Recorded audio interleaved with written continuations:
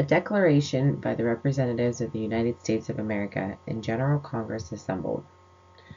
The editor's note: when Congress considered the Declaration of Independence, sections that criticized England were removed because some members believed we had friends in England worth keeping. A section condemning the slave trade was also deleted. South Carolina and Georgia did not want to stop bringing in slaves. Even some congressmen from the North were concerned about the criticism. The debate took up most of 3 days in July. Finally, every member of the House present except John Dickinson approved and signed the document. Sometimes it is necessary for one group of people to break their political ties with another country. They must take up the separate and equal position to which they are entitled. At such a time they should explain the cause that led to separation. We believe that some truths are obvious and clear. First, all men are created equal. God has given them certain inalienable rights, including the rights to life, liberty, and the pursuit of happiness. Governments are formed to protect these rights, and they get their power from the consent of the governed. If a government restricts these rights, the people may change or destroy that government and create a new one. But government should not be changed for petty causes. Experience has shown that people are more likely to suffer patiently to rid themselves of an established government, but when there have been many abuses, it is the people's right and duty to throw off that government. The colonies have been patient in their suffering, but now change is necessary. They must get rid of the old government. The King of Great Britain has repeatedly injured us, and he has established an absolute tyranny over these states. To prove this, let the world take a look at the facts. He has refused to approve laws necessary for the public good. He has forbidden his governors to pass necessary laws. He has refused to pass other laws for large districts of people unless they give up their rights to be represented in the legislature. He has intentionally called government meetings in inconvenient locations. He has dissolved representative groups that opposed his attacks on the rights of people. He has refused, after dissolving these groups, to allow new ones to be elected, thus leaving the people vulnerable to external invasion and inner conflict. He has tried to keep people from moving to certain states.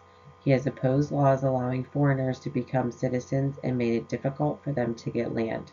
He has refused to set up new courts in some states. He has made our judges dependent on his will. He has set up many new offices to harass our people and make them poor. He has kept his armies here in peacetime and without the consent of our legislators.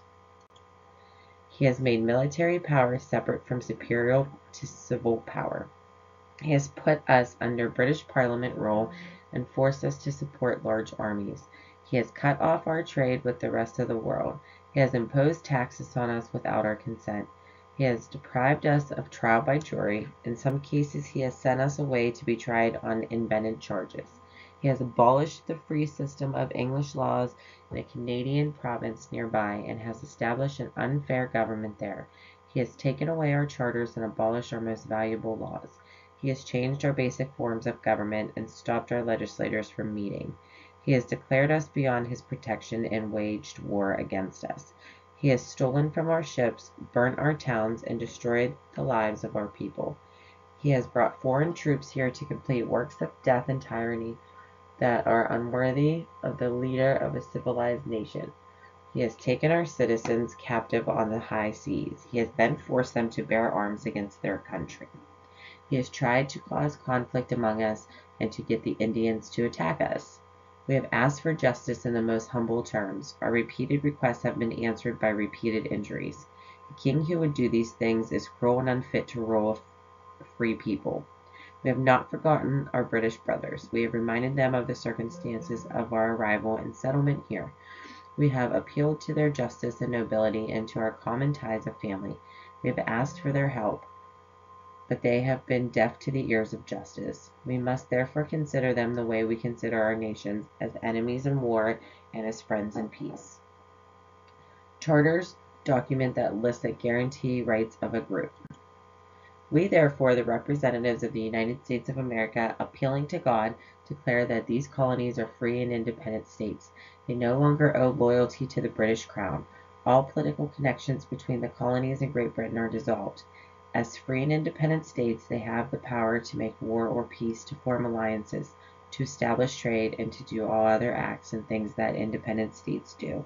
And for the support of this declaration, with a firm reliance on God's protection, we promise our lives, our fortunes, and our sacred honor.